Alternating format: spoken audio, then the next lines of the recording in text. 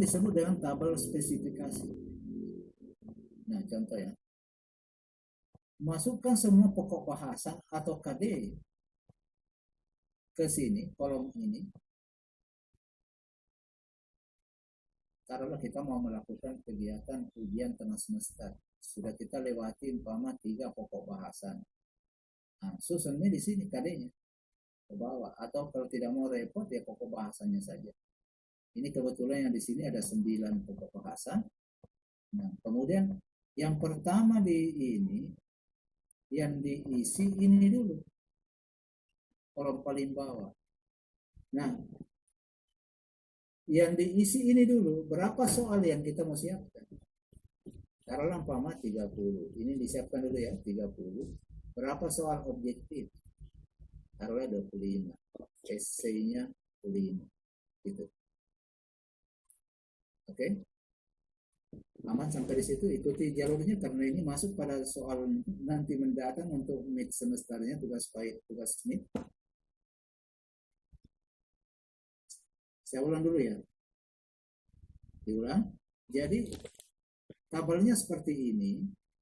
Yang pertama KD, kemudian jumlah soal, kemudian objektif tes, esai tes, kemudian bentuk soal mudah, soal sedang, soal sukar, kemudian persentasenya. Nah, sesudah disusun ke bawah, pokok-pokok bahasanya ke bawah, kemudian yang pertama dikerjakan itu tentukan berapa soal. Nah, tentukan berapa soalnya. Taruhlah 30.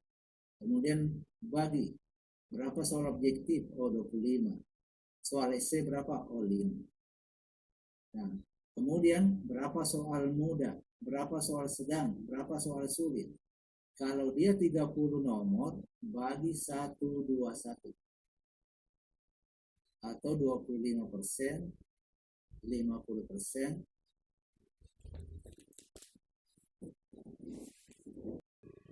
Taruhlah ini 8. 8 bagi 8 berapa? 1. Oke. 14 bagi 2. 7. Maaf. 14 bagi 2. 7. 7. Berarti mendekati ya. Mendekati 2. 8 bagi 8, 1. Oke, karena seharusnya di sini kan 8 di sini, tetapi 7. 14 bagi 14 bagi 2 itu kan 7. Sehingga tidak cukup sebenarnya, jadi kita taksir saja 8, 14, 8. Artinya mendekati 121 namanya. Gitu. Artinya 25% soal mudah, 50% soal sedang, 25% soal sulit. Gitu. Nah, kalau sudah ini dikerjakan semua ini di bawah, sekarang kita isi jumlah soal per pokok bahasa. Di mana di mana pokok bahasan yang rumit, sulit dipahami oleh anak-anak dan banyak menggunakan waktu dalam mengajar, maka di situ ditempatkan soal lebih. Soal lebih. Taruhlah ini yang sulit ini nomor 1 untuk memberi pemahaman ke anak tentang air, menempati ruang dan mempunyai berat, taruhlah 4. Ada yang lagi di sini kapilaritas 4, perubahan wujud 4. Yang lain 3. Kita jumlahkan ke bawah pas 30. Gitu. Soal objektif berapa di sini untuk pokok bahasan 1? Oh, 3. Kasih 1 SC. Itu. Pokok bahasan 2, 3. Di sini 0. Oke. Dan seterusnya ke bawah. Anda yang atur di mana Anda mau kasih SC. Tapi SC diatur itu berdasarkan di mana materi yang rumit dan sulit dipahami oleh anak-anak. Gitu. SC-nya 5. 1, 2, 3, 4, 5. Kalau sudah diatur semua begini, nah sekarang buat makin soal. Di sini yang 4. Essay nomor 1 ini nomor soal semua ini ya. Ini yang mudah, sedang, sukar ini nomor-nomor soal semuanya. Nomor soal? Lihat keseimbangannya. Kalau soalnya 4 berarti ada 4 soal. Nomor 1, nomor 26, nomor 2, nomor 3. 4. Gitu. Oke. Saya ikuti sampai di situ.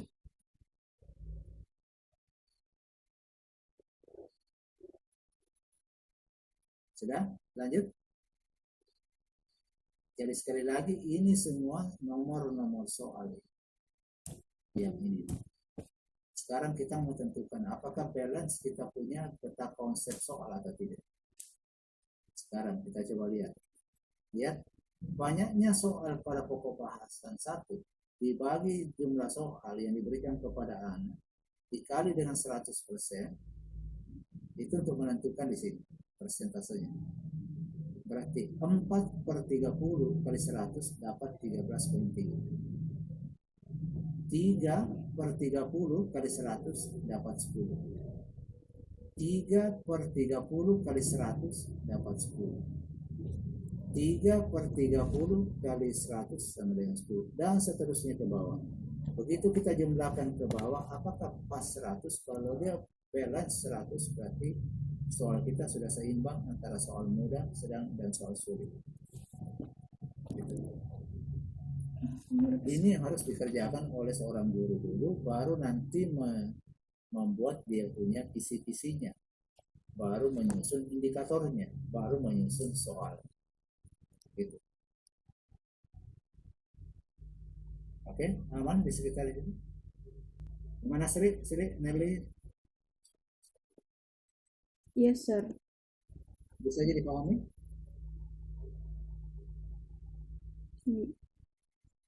Masih kurang paham, sir, kalau dari pembagian angka-angkanya. Jadi saya ulangi, jadi susun ke bawah dulu materinya, baru tentukan berapa soalnya yang mau diberikan kepada anak-anak, apakah 30, 35, 40, 45, atau 100, tergantung dari kita. Tapi tentu harus pertimbangan berapa menit yang harus diberikan kepada anak dalam menentukan ujian itu. Seharusnya kalau 60 menit, ya 60 menit. Artinya lowong ada 10 menit anak-anak itu bisa merevisi kembali yang mana salah jawaban atau lain. Nah, tentukan 30 menit, 30. Tentukan 30 soal, kalau 30 soal, kemudian bagi 2. Objektif tes 25, esainya 5. Kemudian tentukan nih berapa soal mudah dengan perbandingan itu tadi. 1/2/1, itu saja dipakai, karena itu yang umum. Bagaimana menetapkan 8 nomor ini? Kita hitung-hitung, coba hitung-hitung di luar. Dari 30 ini, kemudian 1/21 begitu. 30 bagi itu, bagi taruhlah umpama bagi, kita bagi dulu menjadi 3 kawasan. Seimbang dulu, 10, 10, 10. Gitu. 10, 10, 10, nanti geser ke tengah. Gitu. Itu paling mudah. Jadi 30 ini taruhlah di sini 10. Saya coba rubah ya. Nah, 10. Di sini taruhlah 10. Di sini taruhlah 10. Ini kan tidak sesuai dengan rumusnya. Antara perbandingan 25%, 50%, kemudian 10%. Nah, inilah dikurangi. Yang mana perlu diisi? Oh, ini yang di tengah. Berapa saya ambil dari masing-masing sisi kiri, sisi kanan supaya seimbang. Nah, berarti saya coba ambil 2. 2 berarti 4. Berarti saya tambahkan menjadi 4 di sini. Di sini tadi berkurang menjadi 2 tinggal 8. Di sini berkurang tadi menjadi 2 kurang 2 berarti tinggal 8. Selesai. Iya, sir. Oke. Mau ditambah-tambah soal sedangnya, geser lagi. Atau umpama mau ditambah-tambah sedikit soal mudahnya, umpama geser. Ambilkan dari mana? Ambilkan dari soal sulit. Jangan ambilkan dari soal sedang. Itu apalagi itu. Apalagi kalau kelas-kelas itu agak prestasinya tidak terlalu kuat, maka biasanya digeser-geser saja. Sesudah itu, tentukan nih di mana berapa soal pada masing-masing segmen. Segmen 1, pokok bahasan 1 umpama berapa? 4, taruhlah 4. Kenapa 4 di sini? Karena mungkin materi ini luas. Yang lain sedang-sedang, saya kasih 3. Yang penting jumlahnya persis 30 ke bawah. Gitu. Nah, berapa soal objektif? 25. Berapa soal esai? 5. Nah, atur makin, 3 soal objektif, 1 esai. Di sini tak usah ada esai, kasih 3 nomor objektif. Di sini tidak usah ada esai, 3 nomor. Di sini 3 nomor. Yang mana kalau ada esai, di sini taruhlah saya kasih di sini esai. Berarti tinggal di sini mungkin 2, 1 gitu. Dan seterusnya ke bawah. Yang penting jumlahnya ke bawah harus 25 dan di sini esainya harus 5. Gitu. Nah, kemudian atur matik Itu jumlah soalnya. Ini 4 berarti ada 4 nomor di atas sini. Gitu. Ini ada 3 nomor di sini jumlah soalnya. Berarti saya tempatkan mungkin nomor 4, nomor 5, nomor 6 untuk choice atau objective test. Di sini ada 3 nomor, nomor 7, 27, dan 8. Jadi ingat, ini semua yang di sini, ini adalah nomor soal. Saya kasih tanda dulu. pusing.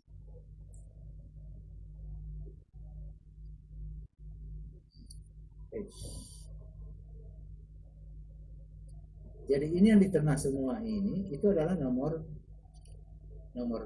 soal semua.